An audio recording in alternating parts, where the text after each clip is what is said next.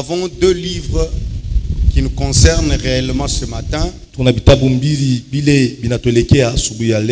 nous allons ajouter Nombre et nous allons ajouter Jean. Sur ces deux livres, il s'agit de Deutéronome. Deutéronome 18 et Deutéronome 17. Nous sommes dans Deutéronome 18 et Deutéronome 17. Je donne que le chapitre d'abord. Amen. Amen. Vous qui avez des Bibles, mettez déjà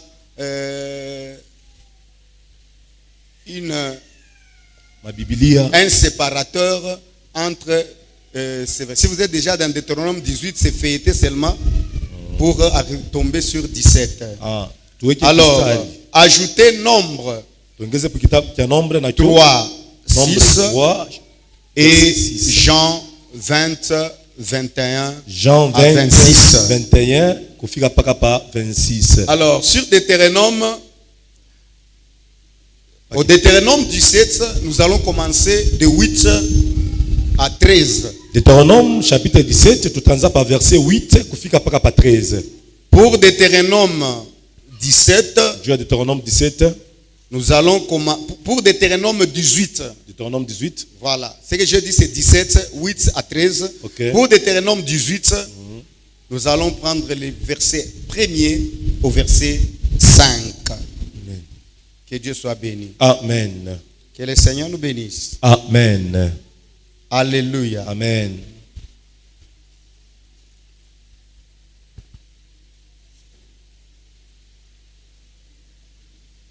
Alors, les deux Deutéronomes, nous allons donner ça au moment où nous allons commencer à enseigner. Celui qui a trouvé, il y a un micro là-bas, vous pouvez lire Nombre 3, 6 et sans oublier notre texte de base, il s'agit de Hébreux chapitre 5, le verset 1er. Ça, je ne le donne pas, c'est un texte de base. Ou soit on peut commencer rapidement par ce texte de base au moment où le bien-aimé Rabbi s'apprête pour Nombre et aussi pour Jean. Amen. Bien-aimé Rabbi voilà. Jean na kitabu kia Nombre. Nombre chapitre 6 et chapitre 3 verset 6. Nous lisons le livre de Nombre, chapitre 3, le 6e verset. Amen. Fais approcher la tribu de Lévi et tu la placeras devant le sacrificateur Aaron. Oui. Pour qu'elle soit à son service. Amen. Parole du Seigneur. Amen. Amen. Est-ce que nous allons nous mettre? Est-ce que nous avons compris cette lecture? Amen. Amen. Voilà, est-ce que je peux toutefois recommencer pour que on peut recommencer. Bien aimé Rabbi, tu peux revenir sur ce texte. Au moment où moi je fais la lecture dans Hébreux. Bien aimé, il y a trop d'écho à ce micro. Est-ce que vous pouvez fermer l'écho si vous avez ouvert l'écho?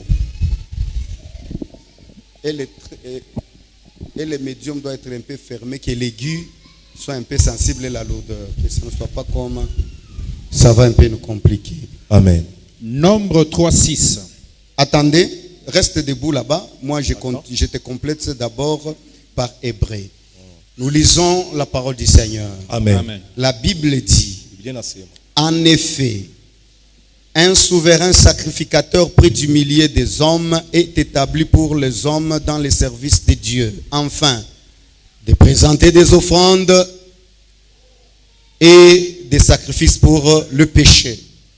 Il peut être indulgent pour les ignorants et les égarés, puisque la faiblesse est aussi son partage.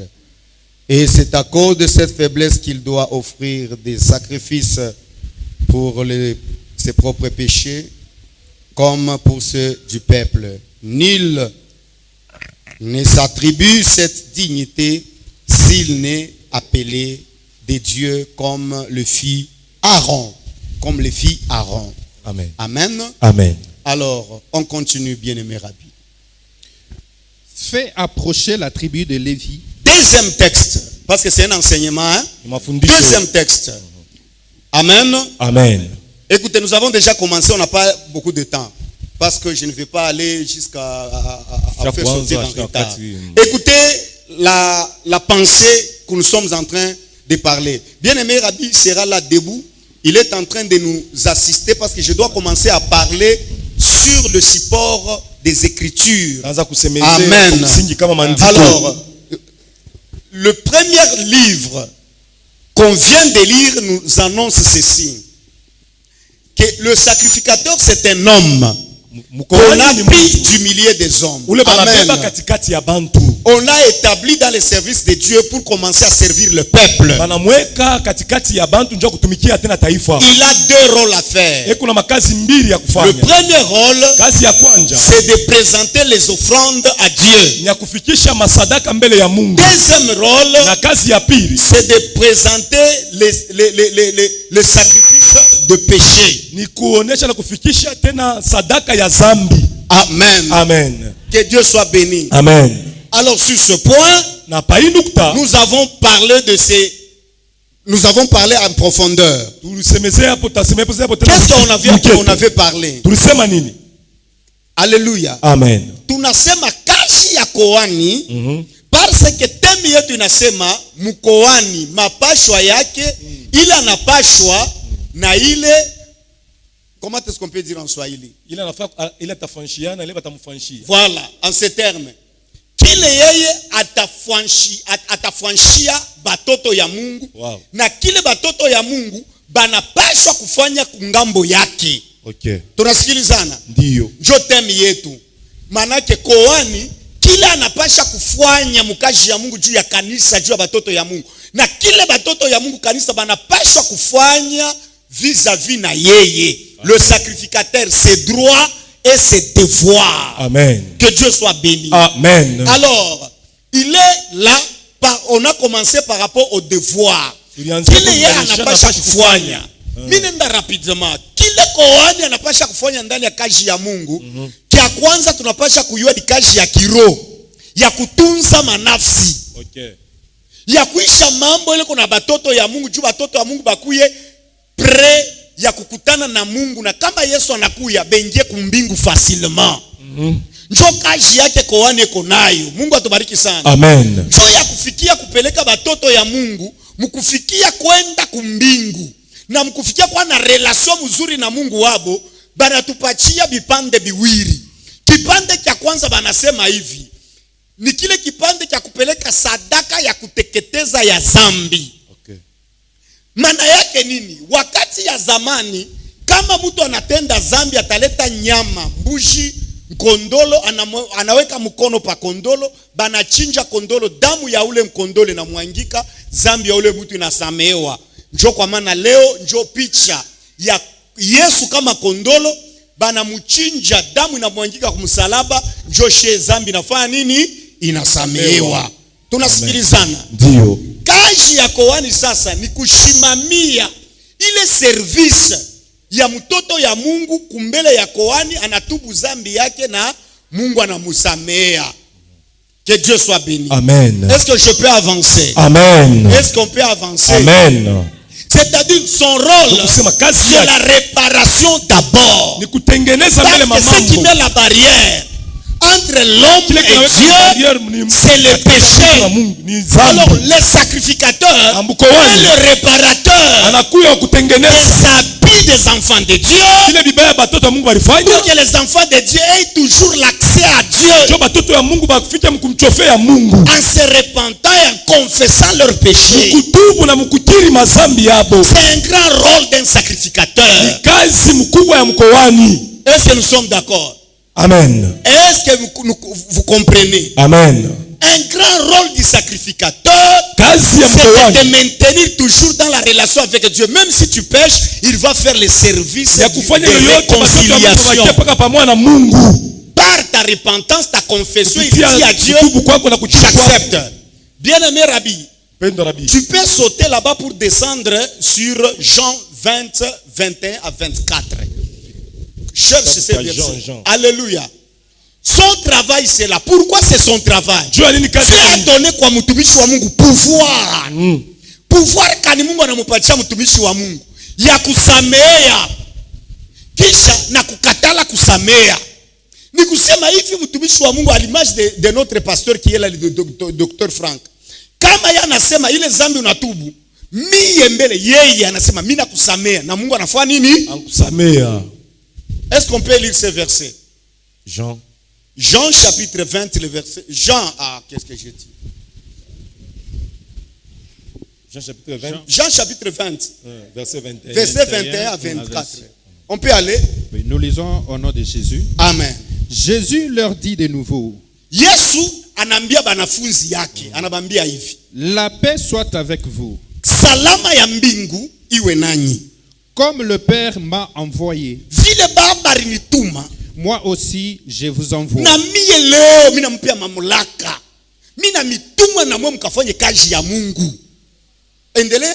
Après ces paroles, il souffla sur eux et leur dit, akabambia, recevez le Saint-Esprit. Ceux à qui vous pardonnerez, ceux à qui vous pardonnerez les péchés,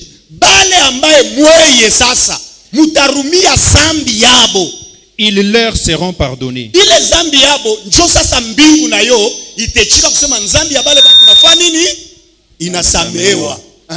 Ceux à qui vous les retiendrez, ils leur seront retenus.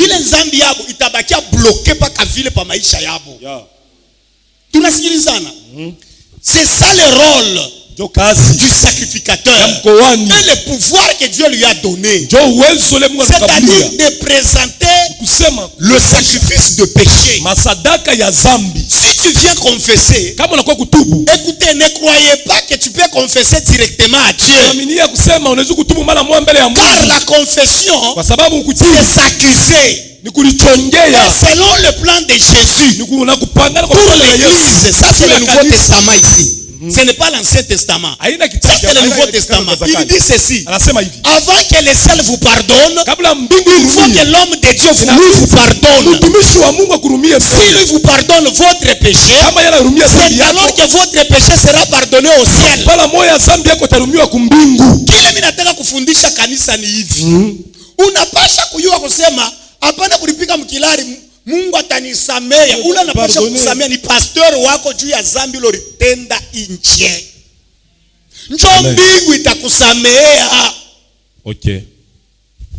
Que Dieu soit béni. Amen. Sur ce point je dis ceci. Dieu c'est un Dieu de bergerie. Mungu ni Mungu wa bergerie. Amen.